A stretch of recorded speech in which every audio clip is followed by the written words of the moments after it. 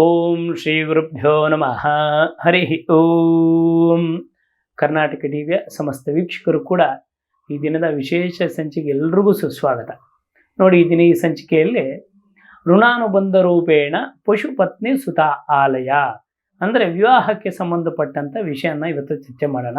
ಅದರ ಜೊತೆಯಲ್ಲಿ ವಿಶೇಷವಾಗಿರ್ತಕ್ಕಂಥದ್ದು ವಿವಾಹ ಅಂದರೆ ಏನು, ವಿವಾಹ ಕಾಲ ಯಾವ ಕೂಡಿ ಬರ್ತಕ್ಕಂಥದ್ದು.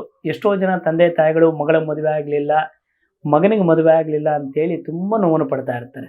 ಅದಕ್ಕೋಸ್ಕರ ಈ ದಿನ ನಾವು ವಿವಾಹ ವಿಚಾರ ಚರ್ಚೆ ಮಾಡೋಣ. ಮೊದಲನೇದಾಗಿ ಏನಂತಂದರೆ, ಮಕ್ಕಳಿಗೆ ಒಳ್ಳೆಯ ವಿದ್ಯಾಭ್ಯಾಸವನ್ನು, ಅದೇ ರೀತಿಯಾಗಿ ಅವ್ರ ಜ್ಞಾನವನ್ನು, ಅವ್ರಿಗೆ ಸದ್ಬುದ್ಧಿ ಜ್ಞಾನವನ್ನು ತೋರಿಸ್ತಕ್ಕಂಥವ್ರು ತಂದೆ ತಾಯಿಗಳು.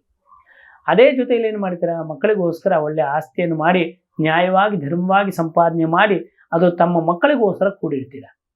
ಹಾಗೆಯೇ ಈ ವಿವಾಹ ವಿಚಾರ ಬಂದಾಗ ಹಿಂದಿನ ಕಾಲದಲ್ಲಿ ಪಶುಪತ್ನಿ, ಪಶು ಅಂದರೆ ಹಸು, ಈಗಿನ ಕಾಲಕ್ಕೆ ವಾಹನ, ಪತ್ನಿ ಅಂದರೆ ಹೆಂಡತಿ, ಸುತ ಅಂದರೆ ಮಕ್ಕಳು, ಆಲಯ ಅಂದರೆ ಮನೆ. ಇವೆಲ್ಲವೂ ಕೂಡ ಯೋಗಕಾರಕರಾಗಿ ಋಣಾನ ಸಂಬಂಧ ಇದ್ರೆ ಮಾತ್ರ ಸಿಗುತ್ತಂತೆ. ನಾವು ಕೆಟ್ಟ ಸಮಯದಲ್ಲಿ ಮದುವೆ ಕೈ ಮಾಡ್ತೀವಿ ಅಂತ ಕೈ ಹಾಕಿದ್ರು, ಕೆಟ್ಟ ಸಂದರ್ಭದಲ್ಲಿ ಮನೆಯನ್ನು ಕಟ್ತೀವಿ ಅಂತ ಕೈ ಹಾಕಿದ್ರು, ಇವೆಲ್ಲೂ ಕೂಡ ಋಣಾನ ಸಂಬಂಧದಿಂದ ಉಂಟಾಗ್ತಕ್ಕಂಥದ್ದು. ಮಕ್ಕಳಾಗಬೇಕಂದ್ರೂ ಕೂಡ ಋಣಾನ ಸಂಬಂಧ ಇರಬೇಕು. ಹಾಗಾಗಿ ಈ ವಿವಾಹದ ವಿಚಾರದಲ್ಲಿ ಏನೇನು ಸಂಶಯಗಳಿದೆ, ವಿವಾಹ ವಿಚಾರದಲ್ಲಿ ಏನಿದೆ ಅಂತಕ್ಕಂಥ ತಿಳ್ಕೊಳ್ತಾ ಹೋಗೋಣ. ಮೊದಲನೇದಾಗಿ ಯಾವುದೇ ಒಂದು ಜಾತಕವನ್ನು ತಗೊಂಡಾಗ, ಯಾಕೆ ನಮ್ಮ ಹಿಂದಿನ ಕಾಲದಲ್ಲೆಲ್ಲ ಕಂಪ್ಯೂಟರ್ ಇರಲಿಲ್ಲ, ಮೊಬೈಲ್ ಇರಲಿಲ್ಲ, ಡೇಟ್ ಆಫ್ ಬರ್ತ್ ಗೊತ್ತಾಗ್ತಿರ್ಲಿಲ್ಲ, ಟೈಮ್ ಗೊತ್ತಿರ್ತಿಲ್ಲ, ಅಂದಾಜಲ್ಲಿ ಏನು ಮಾಡ್ತಿದ್ರು, ಹೆಸರನ್ನಾದರೂ ಕೂಡ ಏನು ಹೆಸರು ಬರುತ್ತೆ ಅಂತ ಕೇಳಿ ಹೇಳ್ತಿದ್ರು. ಈಗ ಎಲ್ಲ ತಂತ್ರಜ್ಞಾನ ಜಾಸ್ತಿ ಮುಂದುವರಿಯೋದ್ರಿಂದ ಕರೆಕ್ಟಾಗಿರ್ತಕ್ಕಂಥ ಜನ್ಮ ದಿನಾಂಕ, ಕರೆಕ್ಟಾಗಿರ್ತಕ್ಕಂಥದ್ದು ಸಮಯವನ್ನು ಸಿಗ್ತಕ್ಕಂಥದ್ದು ಆಗುತ್ತೆ. ಇಲ್ಲಿ ಕೆಲವರು ಎಷ್ಟೋ ಜನ ನನ್ನನ್ನು ಪ್ರಶ್ನೆ ಮಾಡಿ ಕೇಳ್ತಾರೆ, ಎಷ್ಟೋ ಜನ ನೋವನ್ನು ಹೇಳ್ಕೊತಾರೆ. ಏನಂತ, ಒಳ್ಳೆ ನನ್ನ ಮಗಳ ಮದುವೆ ಆಗಿಲ್ಲ, ನನ್ನ ಮಗನ ಮದುವೆ ಆಗಿಲ್ಲ, ಯಾವಾಗ ಆಗುತ್ತೆ ಅಂತ ಎಷ್ಟೋ ಜನ ಪ್ರಶ್ನೆಯನ್ನು ಮಾಡಿದ್ದಾರೆ. ಇದಕ್ಕೆ ಕಾರಣ ಏನಪ್ಪ ಅಂತಂದರೆ, ನಾವು ಜಾತಕ ವಿಮರ್ಶೆಯನ್ನು ಮಾಡಬೇಕಾದ್ರೆ ಆ ಜಾತಕವನ್ನು ಸರಿಯಾಗಿ ವಿಮರ್ಶೆ ಮಾಡದಿದ್ದಕ್ಕಂಥ ಸಂದರ್ಭದಲ್ಲಿ ಏನು ಅಚಾತುರ್ಯ ಬೇಕಾದ್ರೂ ನಡೀಬೋದು. ಯಾಕಪ್ಪ ಅಂದರೆ, ನಮ್ಮ ಋಷಿ ಮುನಿಗಳು, ವರಾಹಮಿರಾಚಾರ್ಯರು ಬೃಹತ್ ಜಾತಕದಲ್ಲಾಗಲಿ ಶಾಸ್ತ್ರಗಳಲ್ಲಾಗಿ ಏನಿದೆ ಅಂತಂದರೆ, ಈ ಗಣಗಳು ಕೂಟಗಳಂತ ಇಟ್ಟಿದ್ದಾರೆ 36 ಅಂತ. ಅದು ಯಾವುದೇ ಅವೈಜ್ಞಾನಿಕವಾಗಿ ಇಟ್ಟಿರ್ತಕ್ಕಂಥದ್ದಲ್ಲ. ಗಣಂ ಗುಣಮೇವಚ ರಾಶೀನಾಂ ವಂಶವೃದ್ಧಂಚ ಅಂದ್ರೇನು, ಗಣಕೂಟ ಅಂತಕ್ಕಂಥದ್ದು ಗುಣವನ್ನು ತಿಳಿಸ್ತಂತೆ, ಯೋನಿಕೂಟ ಅಂತಕ್ಕಂಥದ್ದು ಅವನ ಕ್ಯಾರೆಕ್ಟರನ್ನು ತಿಳಿಸುತ್ತಂತೆ, ಗ್ರಹಮಿತ ಅಂತಕ್ಕಂಥದ್ದು ಅವರ ರುಚಿ ಹೇಗಿದೆ ಅಂತ ತಿಳಿಸುತ್ತೆ. ಅಂದರೆ ಅಂದ್ರೆ ಇವ್ರ ಟೇಸ್ಟ್ ಏನೋ ಅವ್ರ ಟೇಸ್ಟ್ ಏನೋ ಅಂತ. ವಶ್ಯ ರಜ್ಜುಕೂಟ ಆಗಲಿ ಇವೆಲ್ಲ ಏನಕ್ಕೆ ಇಟ್ಟಿದ್ದಾರೆ ಅಂತಂದರೆ, ಮಾಂಗಲ್ಯ ಕೂಟಗಳನ್ನು ಯಾಕೆ ಇಟ್ಟಿದ್ದಾರೆ ಅಂತಂದರೆ, ಇಂತಹ ರಾಶಿಯವರಿಗೆ ಇಂಥದ್ದನ್ನು ಮದುವೆ ಮಾಡಿ ಹೇಳಿದೆ. ಅದಕ್ಕೆ ಏನು ಹೇಳ್ತಾನೆ ಅಂತಂದರೆ, ಸಮಾಧಾನವಾಗಿರ್ತಕ್ಕಂಥ ಹುಡುಗಿ, ಸಮಾಧಾನ ಹುಡುಗ ಆದರೆ 100 ವರ್ಷ ಜೀವನ ಮಾಡ್ಕೊಂಡು ಹೋಗ್ತಾರೆ. ಮೊದಲನೇದಾಗಿ ಜಾತಕ ವಿಮರ್ಶೆ ಮಾಡಬೇಕಾದ್ರೆ ನಾವು ಎಷ್ಟು ಗಣಗಳು ಕೂಟಗಳು ಮಾರ್ಕ್ಸ್ ಬರುತ್ತೆ ಅನ್ನೋದು ಮುಖ್ಯ ಅಲ್ಲ, ಕುಂಡಲಿ ವಿಮರ್ಶೆ ಮಾಡಬೇಕು. ಎಲ್ಲರೂ ಏನು ಮಾಡ್ತಾರೆ, ಕುಂಡಲಿಯನ್ನು ನೋಡ್ಲಿಕ್ಕೆ ಹೋಗಲ್ಲ, ಜನ್ಮ ಕುಂಡಲಿಯನ್ನು ನೋಡಲ್ಲ. ಈಗ ಈ ನಕ್ಷತ್ರಕ್ಕೆ ಇಷ್ಟು ಗುಣ ಬರುತ್ತೆ ಅಂತ ಹೇಳ್ಬಿಟ್ಟು ಆ ಗುಣದ ಆಧಾರದಲ್ಲಿ ವಿವಾಹ ಮಾಡ್ಲಿಕ್ಕೆ ಹೋಗ್ತಾರೆ. ಹಾಗಾದಾಗ ಏನಾಗುತ್ತೆ ಅಂತಂದರೆ, ಜಾತಕದಲ್ಲಿರ್ತಕ್ಕಂಥ ದೋಷಗಳನ್ನು ಪರಿಗಣನೆ ಮಾಡದೆ ಮುಂದುವರಿಸಿದಾಗ ಏನಾಗುತ್ತೆ, ಇವಾಗ ಆಗ್ತಾ ಇದೆಯಲ್ಲ ವಿಚ್ಛೇದನಗಳು, ಅವಕ್ಕೆ ಕಾರಣಗಳೇನಾಗುತ್ತೆ, ಒಂದು ಸನಾತನ ಧರ್ಮವನ್ನು ಮರಿತಾ ಇರೋದು ಒಂದು ಕಾರಣ, ಜಾತಕ ವಿಮರ್ಶೆ ಸರಿಯಾಗಿ ಮಾಡ್ತಾ ಇಲ್ಲ ಒಂದು ಕಾರಣ, ಮೂರನೇದಾಗಿ ಏನಾಗ್ತಿದೆ ಅಂದರೆ, ಜಾತಕ ವಿಮರ್ಶೆ ಮಾಡಬೇಕಾದಾಗ ವಿವಾಹ ಕಾಲ ಹತ್ತಿರ ಬಂದಿದೆಯೇ, ವಿವಾಹ ಯೋಗ ಇದೆಯೇ ಅಂದಾಗ ಪ್ರಯತ್ನ ಪಡೋದು ಒಳಿತು. ಅದರ ಜೊತೆಯಲ್ಲಿ ನಾವು ಕುಜುದೋಷದ ವಿಚಾರ ಮಾತಾಡಬೇಕಾದ್ರೆ ಎರಡೂ ಜಾತಕಗಳಲ್ಲಿ ಸಮನಾಗಿರ್ತಕ್ಕಂಥ ಕುಜುದೋಷ ಇರಬೇಕು. ಆ ಕುಜುದೋಷ ಎಷ್ಟು ಭಾಗ ಇದೆ ಅಂತೇಳಿ ನಾವು ಅದನ್ನು ನಿಶ್ಚಿತವಾಗಿ ತಿಳ್ಕೊಂಡು ಅದಕ್ಕೆ ಬೇಕಾದಂಥ ಪರಿಹಾರಗಳನ್ನ ಮಾಡಬೇಕು. ಜೊತೆಯಲ್ಲಿ ದ್ವಿಕಳತ್ರ ಯೋಗ ಇದೆಯಾ, ಕೆಲವು ಜಾತಕಗಳಲ್ಲಿ ಏನಾಗುತ್ತೆ, 2 ಮದುವೆ ಯೋಗ ಇರುತ್ತೆ. ಕೆಲವು ಜಾತಕಗಳಲ್ಲಿ ವಿವಾಹ ಆದಮೇಲೆ ಸಮಸ್ಯೆ ಆಗ್ತಕ್ಕಂಥದ್ದು ಇರುತ್ತೆ. ಇನ್ನು ಕೆಲವು ಜಾತಕಗಳಲ್ಲಿ ಮದುವೆ ಆದ 20 ವರ್ಷ ಆಗಿ 2 ಮಕ್ಕಳಾದ ಮೇಲೆ ವಿಚ್ಛೇದನ ಆಗೋದು ಕೂಡ ಆಗುತ್ತೆ. ಏನಕ್ಕೆ ಕಾರಣ ಇದು? ಅದಕ್ಕೆ ಪ್ರಾರಬ್ಧ, ಸಂಚಿತ, ಆಗಾಮಿ ಅಂತ 3 ಕರ್ಮಗಳಿದೆ ನಮಗೆ. ಅದಕ್ಕೆ ನೀವು ಯಾವ ಆಡುಭಾಷೆಯಲ್ಲಿ ಹೇಳ್ತೀವಿ ಪ್ರಾರಬ್ಧ ಕರ್ಮ ಅಂತ. ಆದ್ದರಿಂದ ನಾವು ಜಾತಕದಲ್ಲಿ ಯಾವುದೇ ರೀತಿಯಾದಂಥ ಈ ಜಾತಕವನ್ನು ಹೊಂದಾಣಿಕೆ ಮಾಡಬೇಕಾದ್ರೆ ಹುಡುಗಿಯ ನಕ್ಷತ್ರಕ್ಕೆ ಹುಡುಗನ ನಕ್ಷತ್ರಕ್ಕೆ ನೋಡಿ, ಜೊತೆಯಲ್ಲಿ ಅನುಗುಣವಾಗಿರ್ತಕ್ಕಂಥ ಏನಾದರೂ ದೋಷಗಳಿದ್ದರೆ ಆ ದೋಷಗಳನ್ನು ಪರಿಹಾರ ಮಾಡಿಕೊಂಡು ಮುಂದುವರಿಬೇಕಾಗತ್ತೆ. ಕೆಲವರು ಏನು ಮಾಡ್ತಾರೆ, ಮುಂಚೆ ನಮಗೆ ನಮ್ಮ ವರಾಹಮಿರಾಚಾರ್ಯ ಋಷಿಮುನಿಗಳು ಯಾವುದನ್ನು ಕೂಡ ಅವೈಜ್ಞಾನಿಕವಾಗಿ ಮಾಡಿಲ್ಲ, ಎಲ್ಲವೂ ವೈಜ್ಞಾನಿಕವಾಗೇ ಮಾಡಿದ್ದಾರೆ. ಅವರು ಮ್ಯಾಥಮೆಟಿಕ್ಸ್ ಅಂತಕ್ಕಂಥದ್ದು ಪ್ರತಿ ನಕ್ಷತ್ರ ಮಂಡಲದಿಂದ ಹಿಡಿದು ಇಂತಹ ದಿನನೇ ಗ್ರಹಣ ಬರುತ್ತೆ ಅಂತೇಳಿ ಪಂಚಾಂಗದಲ್ಲಿ ಉಲ್ಲೇಖ ಮಾಡ್ತಾರೆ. ಅಲ್ಲಿಗೆ ನಾವು ಲೆಕ್ಕಾಚಾರ ಮಾಡಬೇಕು, ಅವರು ಎಷ್ಟು ಮುಂದುವರೆದ ಟೆಕ್ನಾಲಜಿಯಲ್ಲಿ ಇದ್ರು. ಅವರು ಇಂಥ ದಿನ ಗ್ರಹಣ ಬರುತ್ತೆ, ಇಂಥ ಸಮಯಕ್ಕೆ ಗ್ರಹಣ ಆಗತ್ತೆ ಅಂತ ತಿಳಿಸ್ಬೇಕಂದ್ರೆ, ಇಂಥ ದಿನ ಹಬ್ಬ ಬರುತ್ತೆ ಅಂತ ತಿಳಿಸ್ಬೇಕಂತಂದರೆ ಅವರೆಷ್ಟು ಮುಂದುವರೆದಂಥ ರೀತಿಯಲ್ಲಿ ಪದ್ಧತಿಯನ್ನು ಇಟ್ಕೊಂಡಿದ್ರು ಋಷಿಮುನಿಗಳು. ಆದ್ದರಿಂದ ಹಾಗೇನೆ ಒಂದು ಜಾತಕ ಕುಂಡ್ಲಿಯನ್ನು ಜ್ಯೋತಿರ್ವಿಜ್ಞಾನ ಅಂತ ಕರಿತೀವಿ. ಇದನ್ನು ಬರೀ ಜ್ಯೋತಿಷ್ಯ ಅಂತ ಕರೀತೀವಿ, ಜ್ಯೋತಿರ್ವಿಜ್ಞಾನ ಅಂತ ಕರಿತೀವಿ.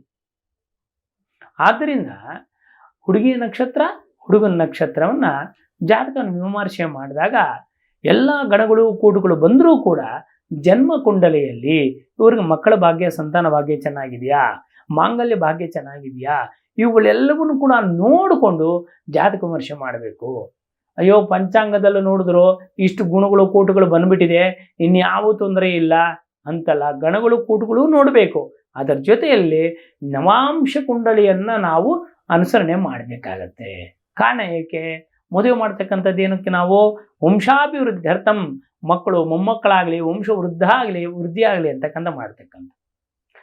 ಇನ್ನು ಕೆಲವ್ರು ಏನು ಮಾಡ್ತಾರೆ, ಜಾತಕವನ್ನೇ ನೋಡಿಸ್ಲಿಕ್ಕೆ ಹೋಗಲ್ಲ.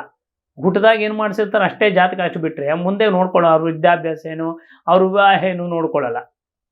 ಅಂಥ ಸಂದರ್ಭಗಳಲ್ಲಿ ಜಾತಕದಲ್ಲಿ ಪ್ರೇಮ ವಿವಾಹನೋ, ಕೆಲವು ಲವ್ ಮ್ಯಾರೇಜ್ ಆಗೋದಿರುತ್ತೆ.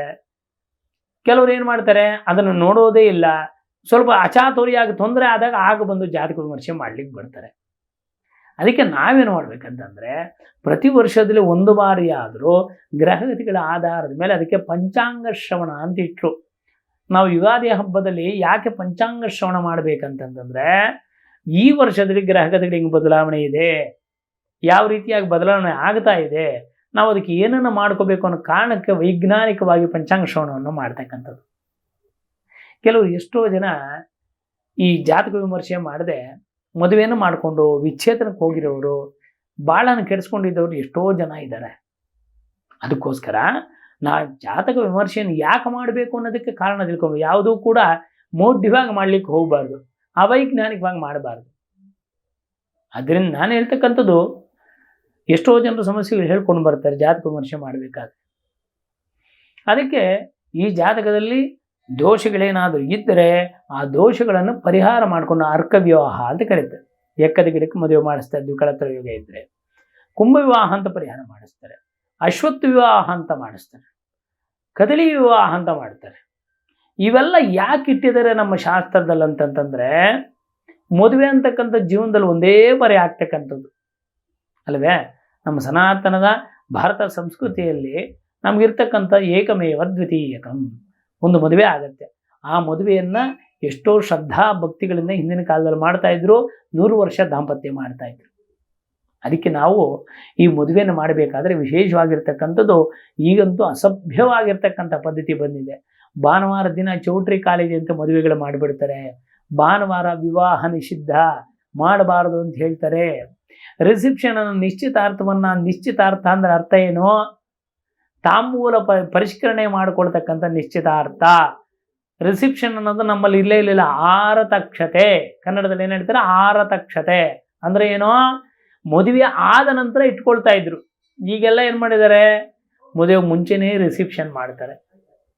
ಹಾಗಾಗಿ ಜೀರಿಗೆ ಬೆಲೆ ಇಡ್ತಕ್ಕಂಥದ್ದೇ ಮುಹೂರ್ತ, ಮಾಂಗಲ್ಯ ಕಟ್ತಕ್ಕಂಥದ್ದಲ್ಲ. ಕೆಲವೊಂದು ಅನಿಷ್ಟ ಪದ್ಧತಿಗಳನ್ನು ಅಭ್ಯಾಸ ಮಾಡಿಕೊಂಡಿರೋದ್ರಿಂದ ವೈವಾಹಿಕ ಜೀವನ ಕೆಟ್ಟು ಹೋಗ್ತಾ ಇದೆ. ಮದುವೆ ಆಗಿದ ತಕ್ಷಣ ಹನುಮೂನ್ ಕಳಿಸ್ಬಿಡ್ತಾರೆ. ಅರಿಶಿನ ಮೈ ಇರುತ್ತೆ, ಇಂತಿಷ್ಟು ಕಾಲ ಅಂತ ಶಾಸ್ತ್ರದಲ್ಲಿ ಹೇಳುತ್ತೆ. ಪ್ರಸ್ತಕ್ಕೆ ಅಂತ ಹೇಳಿ ಡೇ ಟು ಟೈಮನ್ನು ಹಾಕಿಸ್ತಾರೆ. ಯಾಕೆ ಗೊತ್ತಾ? ಪ್ರಸ್ತ ಆಗಬೇಕಾದ್ರೂ ಕೂಡ ಅದಕ್ಕೂ ಒಂದು ಸಮಯ ಇದೆ. ಅದನ್ನು ಫಸ್ಟ್ ನೈಟ್ ಅಂತ ಹೇಳ್ತಾರೆ ಇಂಗ್ಲೀಷಲ್ಲಿ. ಅದನ್ನು ಕೂಡ ಒಳ್ಳೆಯ ಸಂದರ್ಭದಲ್ಲಿ ಆಗಿ ಮಗು ಹುಟ್ಟಬೇಕು ಚೆನ್ನಾಗಿ ಅಂತ ಹೇಳಿ ಒಳ್ಳೆಯ ಸಂತಾನ ಉಂಟಾಗಬೇಕು ಅಂದರೆ ಫಸ್ಟ್ ನೈಟು ಕೂಡ ಡೇ ಟು ಟೈಮ್ ಹಾಕ್ತೀವಿ. ಯಾವುದೋ ಶಾಸ್ತ್ರದಲ್ಲಿ ಸುಮ್ಮನೆ ಏನೋ ಇದಕ್ಕೋಸ್ಕರ ಉದಾಸೀನಕ್ಕೋಸ್ಕರ ಹಾಕಿಲ್ಲ ಇವೆಲ್ಲ. ಅದಕ್ಕೆ ಅಮಾವಾಸ್ಯೆ, ಹುಣ್ಣಿಮೆ ಕಾಲಗಳಲ್ಲಿ, ಅಷ್ಟಮಿ ತಿಥಿಗಳಲ್ಲಿ, ಚತುರ್ದಶಿಯಲ್ಲಿ, ಪ್ರದೋಷ ಸಮಯ ಸಾಯಂಕಾಲದಲ್ಲಿ ಗಂಡ ಹೆಂಡತಿ ಕೂಡಬಾರ್ದು ಹೇಳಿದ್ದಾರೆ ಕೆಲವು. ಅಂಥ ಸಂದರ್ಭದಲ್ಲಿ ಗಂಡ ಹೆಂಡತಿ ಒಂದಾದರೆ ಮಕ್ಕಳು ಹ್ಯಾಂಡಿಕ್ಯಾಪ್ಟೋ, ಆರೋಗ್ಯ ಸರಿ ಇಲ್ಲದೆ ಇರ್ತಕ್ಕಂಥದ್ದು, ಬುದ್ಧಿಮಾಂದ್ಯ ಇರ್ತಕ್ಕಂಥದ್ದು, ಇಲ್ಲ ಆರೋಗ್ಯದ ಯಾವುದೋ ಒಂದು ತೊಂದರೆ ಇರ್ತಕ್ಕಂಥದ್ದು, ಇಂಥ ಮಗಳು ಜನನವಾಗತ್ತೆ. ಅದಕ್ಕೆ ಕಾರಣ ವಿವಾಹ ಅಂತಕ್ಕಂಥದ್ದು ತುಂಬ ಎಲ್ಲರ ಮಕ್ಕಳ ಜೀವನದಲ್ಲಿ ಅತಿ ಮುಖ್ಯವಾದಂಥ ಘಟ್ಟ. ಆದ್ದರಿಂದ ಜಾತಕ ವಿಮರ್ಶೆ ಮಾಡಬೇಕಾದ್ರೆ ಎರಡೂ ಜಾತಕಗಳನ್ನು ಸರಿಯಾಗಿ ನೋಡಿ ತರುವಾಯವಾಗಿ ವಿವಾಹ ನಿಶ್ಚಯ ಮಾಡಬೇಕಾಗತ್ತೆ. ಇನ್ನು ಕೆಲವರು ಪಾಪ ತಂದೆ ತಾಯಿಗಳು ನೋವು, ನಮ್ಮ ಮಗಳ ಮೂಲ ನಕ್ಷತ್ರ ಹುಟ್ಟುಬಿಟ್ಟಿದ್ದಾಳೆ, ನಮ್ಮ ಮಗ ಆಶ್ಲೇಷ ಹುಟ್ಟುಬಿಟ್ಟಿದ್ದಾರೆ, ಹಾಗಾಗಿ ಅದಕ್ಕೋಸ್ಕರ ಕಾರಣ ಮದುವೆ ಸೆಟ್ ಆಗ್ತಿಲ್ಲ ಅಂತ ಎಷ್ಟೋ ಜನ ನೋವು ತಿಂತಾ ಇರ್ತಾರೆ ತಂದೆ ತಾಯಿಗಳು. ಅವರಿಗೆಲ್ಲ ಏನು ಉತ್ತರ ಅಂದರೆ, ನೋಡಿ ನಾನು ನಿಮ್ಗೆ ಹೇಳಿದೆ ಮೊದಲೇ, ಋಣಾನುಬಂಧ ರೂಪೇಣ ಪಶು ಪತ್ನಿ ಸುತಾಲಯ. ನಿಮ್ಮ ಮಗಳದ್ದು ಮೂಲ ನಕ್ಷತ್ರ ಅಂತ ನೋವು ಪಡೋ ಅವಶ್ಯಕತೆ ಇಲ್ಲ. ಮೂಲ ನಕ್ಷತ್ರ ಒಂದೇ ಪಾದ ಆಗಿದ ತಕ್ಷಣನೇ ಮಾವನಿಲ್ದ ಮನೆ ಆಗಬೇಕು, ಆಶ್ಲೇಷ ನಕ್ಷತ್ರ ಆದ ತಕ್ಷಣ ಅತ್ತೆ ಇಲ್ದ ಮನೆ ಆಗಬೇಕು ಅಂತ ಅವೈಜ್ಞಾನಿಕವಾಗಿ ಮಾತಾಡ್ತಾ ಇರ್ತಾರೆ. ನೀವು ಒಂದು ನೆನಪಿಟ್ಕೋಬೇಕು, ಮೂಲ ನಕ್ಷತ್ರ ತಂದೆ ತಾಯಿಗಳು ಯಾವತ್ತು ಋಣ ಸಂಬಂಧ ಎಲ್ಲಿತ್ತೋ ಅಲ್ಲಿ ಖಂಡಿತ ನಿಮ್ಮ ಮಗಳ ಮದುವೆ ಆಗತ್ತೆ. ಅದಕ್ಕೋಸ್ಕರ ಜಾತಕ ಬೇರೆ ಮಾಡಿಸ್ಬಿಡೋದು, ಡೇಟ್ ಆಫ್ ಬರ್ತೆ ಚೇಂಜ್ ಮಾಡಿಬಿಡೋದು, ಈ ಕೆಲಸ ಮಾಡ್ಲಿಕ್ಕೆ ಹೋಗ್ಬಿಡಿ. ಇವಾಗೇನೋ ಮಾಡ್ಬೋದು, ಮುಂದಕ್ಕೆ ಸತ್ಯ ಗೊತ್ತಾಗದೇ ಇರುತ್ತಾ? ಆದ್ದರಿಂದ ನಾವು ಋಣಾನ ಸಂಬಂಧ ಎಲ್ಲಿರುತ್ತೋ ಅಲ್ಲಿ ಖಂಡಿತವಾಗಲೂ ಮದುವೆ ಆಗತ್ತೆ. ಅದಕ್ಕೋಸ್ಕರ ಜಾತಕ ಬದಲಾವಣೆ ಮಾಡೋ ಅವಶ್ಯಕತೆ ಇಲ್ಲ. ಇನ್ನು ಆಶ್ಲೇಷ ನಕ್ಷತ್ರ ಅಂದಿದ ತಕ್ಷಣನೇ ಅತ್ತೆ ಇಲ್ಲ ಮನೆ ಆಗ್ಬೋದು. ಗ್ರಹಗತಿಗಳು ಕುಂಡಲಿಯಲ್ಲಿ ಚೆನ್ನಾಗಿದ್ರು, ಶುಭ ಗ್ರಹಗಳ ದೃಷ್ಟಿ ಇದ್ದರೆ ಖಂಡಿತವಾಗಿ ಮೂಲ ನಕ್ಷತ್ರ ದೋಷ ಆಗಲ್ಲ, ಆಶ್ಲೇಷ ನಕ್ಷತ್ರವು ತೊಂದರೆ ಆಗಲ್ಲ. ಇದನ್ನು ನಾವು ನೆನಪಿಟ್ಕೋಬೇಕು.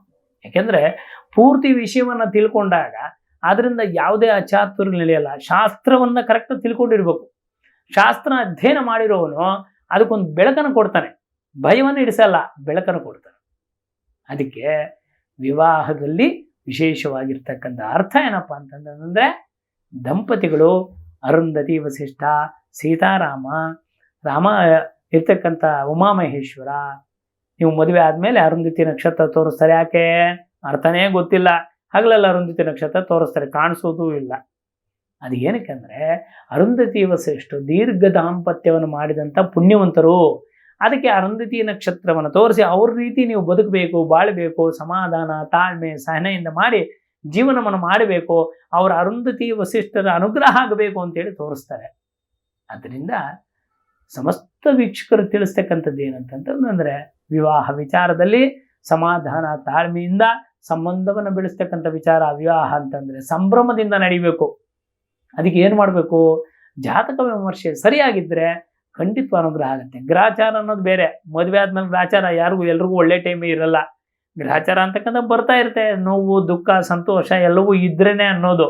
ಆದ್ರೆ ಬರೋ ಗ್ರಹಚಾರವನ್ನು ತಡ್ಕೋಬೇಕಂತಂದ್ರೆ ನಾವು ಮಾಡ್ತಕ್ಕಂಥ ಮದುವೆ ಹುಡುಗ ಹುಡುಗಿ ಜಾತಕ ಸರಿಯಾಗಿರಬೇಕು. ಆವಾಗ ಸರಿಯಾಗಿದ್ದರೆ ಗ್ರಹಚಾರಗಳನ್ನು ಎದುರಿಸೋ ಶಕ್ತಿ ಕೊಡೋಂಥ ದೇವ್ರು ಕೇಳ್ಕೋಬೇಕು. ಅಯ್ಯೋ ನನಗೆ ಹಿಂಗಾಗ್ಬಿಟ್ಟಿದೆ, ಅಯ್ಯೋ ನಿನ್ಗೆ ಇಷ್ಟು ನೋವಾಗ್ಬಿಟ್ಟಿದೆ ಅಂತ ನೋವನ್ನು ಹೇಳ್ಕೊಳ್ಳೋದಲ್ಲ, ಆ ಬಂದಿರ್ತಕ್ಕಂಥ ಸಮಸ್ಯೆನ ಸಹನೆ ತಾಳ್ಮೆಯಿಂದ ಗೆಲ್ಲೋ ಶಕ್ತಿ ಕೊಡುವಂಥ ದೇವರಲ್ಲಿ ಕೇಳ್ಕೋಬೇಕು ನಾವು. ಹಾಗಾಗಿ ಸಮಸ್ತ ವೀಕ್ಷಕರು ಕೂಡ ಈ ವಿವಾಹ ವಿಚಾರವನ್ನು ತಿಳಿಸಿದ್ದೀನಿ. ಹಾಗಾಗಿ ಎಲ್ರಿಗೂ ಕೂಡ ಈ ವಿವಾಹದ ಅನುಕೂಲದಲ್ಲಿ ಯಾರ್ಯಾರಿಗೆ ನೋವಿದೆಯೋ, ಯಾರ್ಯಾರಿಗೂ ಕೂಡ ಮದುವೆ ಆಗತಕ್ಕಂಥ ಸಮಸ್ಯೆಗಳಿದೆಯೋ ಆದಷ್ಟು ಜನಕ್ಕೆ ಕೂಡ ಸ್ವಯಂವರ ಪಾರ್ವತಿ ದೇವಿ ಅನುಗ್ರಹದಿಂದ ವಿವಾಹ ನಿಶ್ಚಯವಾಗಲಿ, ಒಳ್ಳೆಯದಾಗಲಿ, ಶುಭವಾಗಲಿ. ಎಲ್ಲರೂ ಕೂಡ ಮುಂದಿನ ಸಂಚಿಕೆಯಲ್ಲಿ ಸಿಗೋಣ. ಎಲ್ಲರೂ ಕೂಡ ಶುಭಂ ಭೂಯಾತ್, ಸರ್ವೇ ಜನ ಸುಖಿನೋ ಭವಂತು, ಸಮಸ್ತ ಸನ್ಮಂಗಳಾನಿ ಭವಂತು. ತುಂಬಾ ದಪ್ಪ ಇದ್ದೀರಾ, ಅದರಲ್ಲೂ ಯಾವುದೇ ಸೈಡ್ ಎಫೆಕ್ಟ್ ಇಂದ ಸಣ್ಣ ಆಗ್ಬೇಕಾ? ಎಷ್ಟೋ ಜನ ಹೇಳ್ತಾ ಇದ್ರಿ, ಸರ್ ನಾನು ಜಿಮ್ಗೆ ಹೋಗ್ತಾ ಇದ್ದೀನಿ ಆದ್ರೂ ಸಣ್ಣ ಆಗ್ತಾ ಇಲ್ಲ ಸರ್, ವರ್ಕೌಟ್ ಮಾಡ್ತಾ ಇದ್ದೀನಿ ಆದ್ರೂ ಸಣ್ಣ ಆಗ್ತಾ ಇಲ್ಲ ಅಂತ ಹೇಳ್ತಾ ಇದ್ರಲ್ಲ. 100% ಯಾವ ಜಿಮ್ಗೂ ಹೋಗ್ದಂಗೆ ವರ್ಕೌಟು ಮಾಡ್ದಂಗೆ ನೀವು ಸಣ್ಣ ಆಗ್ಬೋದು. ಪ್ರತಿದಿನ ಬೆಳಿಗ್ಗೆ ಸಂಜೆ 2 ಟೈಮ್ ನಮ್ಮ ಜೀನಿ ಸ್ಲಿಮ್ನ ಯೂಸ್ ಮಾಡಿ ಯಾವುದೇ ಸೈಡ್ ಎಫೆಕ್ಟ್ ಇಲ್ದಂಗೆ ನೀವು ಸಣ್ಣ ಆಗ್ತೀರಾ. ಯಾಕೆಂದ್ರೆ ಜೀನಿ ಸ್ಲಿಮ್ಮು ಒಂದು ಉತ್ತಮ ಆಹಾರ. ಯಾರಾಗ್ತಾರೆ ಎಂಎಲ್ಎ ಅಭ್ಯರ್ಥಿ 2028 ಶೀಘ್ರದಲ್ಲೇ. ಪ್ರತಿದಿನ ಒಂದೊಂದು ಕ್ಷೇತ್ರದ ಟಿಕೆಟ್ ಆಕಾಂಕ್ಷಿಗಳ ಸಂಪೂರ್ಣ ಮಾಹಿತಿ ಪೊಲಿಟಿಕಲ್ ಜರ್ನಲಿಸ್ಟ್ ಕೆಎಂ ಶಿವಕುಮಾರ್ ಅವರಿಂದ. ಕರ್ನಾಟಕದ ನಂಬರ್ 1 ಡಿಜಿಟಲ್ ಮೀಡಿಯಾ ನಿಮ್ಮ ನೆಚ್ಚಿನ ಕರ್ನಾಟಕ ಟಿವಿಯಲ್ಲಿ ಮಾತ್ರ.